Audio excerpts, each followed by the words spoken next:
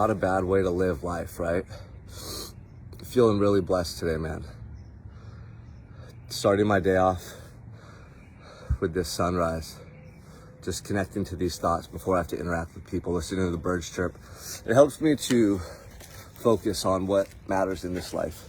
Helps me to stay connected to that gratitude, especially when adversity is always striking, right? So let me hear from you in the comments. If you're right here with me right now, hashtag live. If you're on the replay, hashtag replay. I'm gonna share something really personal with all of you. So about 8 months ago, my wife and I decided we were gonna buy a home. And we were looking, and we live in Santa Barbara, and prices here are always really expensive. It's a beautiful place. People come here from all over the world, right? So we wanted to own a home in Santa Barbara, but we have 3 kids, and we want to have another one. So we need space now. And we had gone to Boise, Idaho several times. We love it up there. We love the people, the scenery. It's very family centric. And my wife was excited to think about having a mom community up there, raising the kids with all these fun things to do, getting to be in nature in the outdoors. And so we started looking for a home. And we found a new lot being built, and we actually purchased the lot and we started designing our home. It was a 2-story home, 4 bedrooms, a home office, just beautiful, so much space, in this really beautiful part of Idaho, in Kuna, Idaho. And so then for the past 8 months, we've been getting progress pictures sent to us. We've been going up there to see the property, to do the walk with the builders. And the anticipation, man, was so exciting for us. Okay, we're gonna have this big home. This is gonna be a next chapter in our life. Yeah, we're leaving Santa Barbara. We have a lot of family here. Our roots are here. My wife and I are both born here. But we just thought about this new chapter of life and raising these kids in a better environment, we felt, than what was taking place the last couple of years here in California.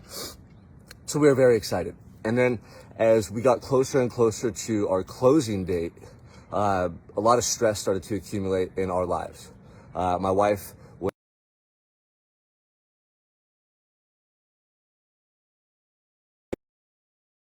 just the home. It wasn't an issue. There was no problem. Therefore, we proceeded with the move. But as time went on, things got ugly, and there was a lot of drama, a lot of tension, a lot of stress. And every time I would see my wife getting ready for court, she would just be consumed by this stress and this dread, thinking that maybe our move's going to be, rescinded. Maybe it's going to be her fault, as she put it. And just, what it was doing to our family and the stress it was placing on Mason as well, feeling like he was in this tug of war. And I just had this moment where we were driving the other day, and I looked at her and I saw her carrying all this stress on her face, man. And that's my wife, I love her so much. She's giving me my babies, our babies. We have this life together that we're creating. She's my partner, in everything. And I said, hey, we're not moving. We're not going to move up there and continue with this stress that you're experiencing.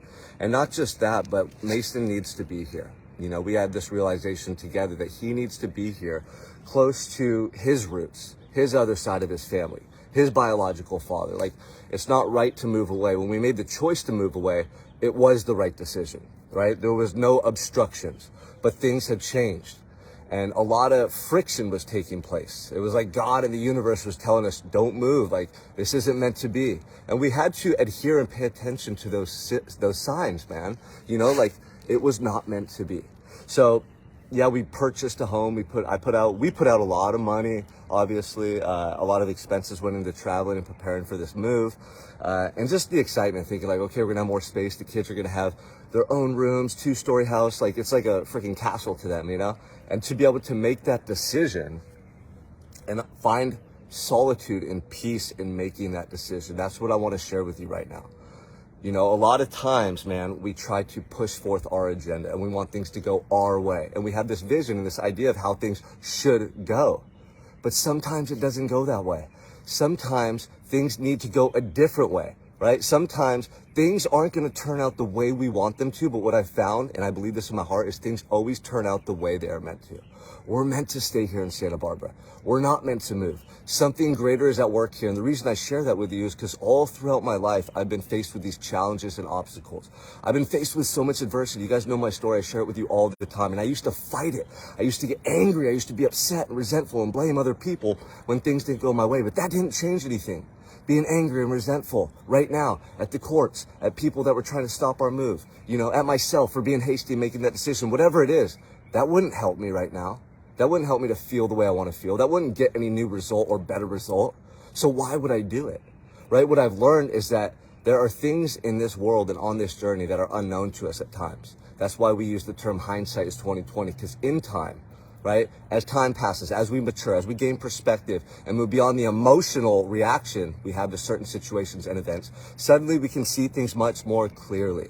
And oftentimes new opportunities or new doors open that otherwise wouldn't have been there. So I just want to share this with you today because it's been a lot. I feel emotions. Like, I'm not just impervious to feeling sad or feeling let down or feeling all these emotions that are normal to experience. However, I will not let them control me, and I will not allow this situation to defeat me. I did 2,000 days in prison. I know how to deal with adversity. I grew up with parents addicted in a house that was tumultuous. I know how to deal with chaos. I've learned to manage it up here. And what I do is I literally look for the silver lining, and I hyper focus on the positive potential, and I pour all my energy into that.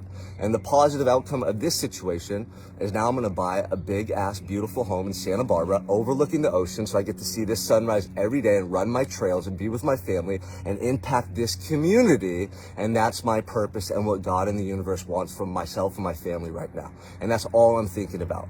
I'm going to keep the house. I'm going to rent it out to a beautiful family in Idaho. Now we have our first rental property.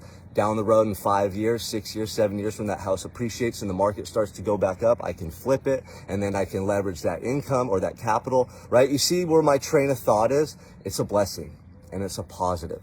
And although there's always negatives or there's always things to be sad about, if we focus on those, it's not going to help us.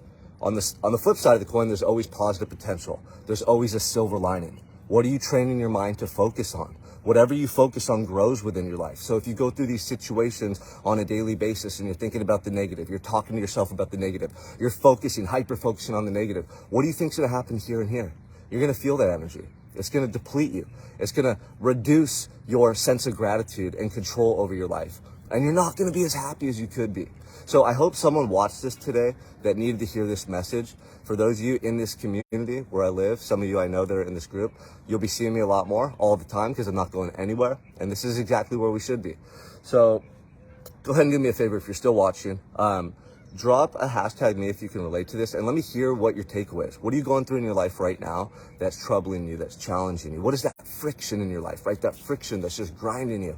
And what do you think you can do to avoid that friction? Or what is the sign, the message that you need to receive and act upon in order to reduce that friction in your life? So go ahead and drop it in the comments below. I'll read all of them and respond in due time. I want to know, are you going through challenges? Are you facing adversity? Are you going through something continuously that's making you feel hopeless at times and kind of like making you sad or even depressed or anxious? Like, these are normal emotions to deal with.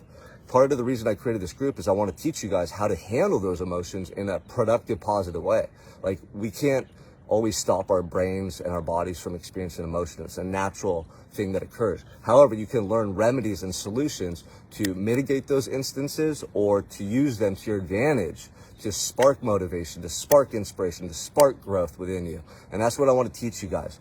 And so that's what I'll be going over in the masterclass starting on Monday, August 1st. So we're going to do August 1st, 2nd, and 3rd, teaching you about mental discipline, mental toughness, resiliency, life-changing habits that build up your confidence and esteem every day of your life. And number 3, how to elevate your internal state consistently to achieve at a higher level.